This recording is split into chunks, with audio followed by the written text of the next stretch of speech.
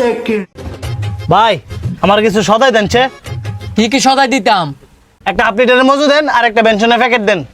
দাঁড়ান দিতেছি। এই ধরেন আপনার মজু, আর এই ধরেন আপনার সিগারেট।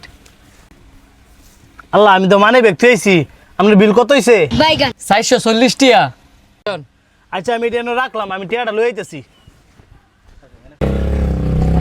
ওই খাড়া খাড়া খাড়া খাড়া, তোর হেলমেট কই?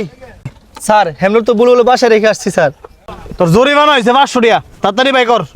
কি কোন স্যার, আব্বার থেকে অনেক কষ্ট করে 500 টাকা লইছি, তেল বড় লাগে, এইটা নিয়ে নেবেন। বাই কর দিয়া তোর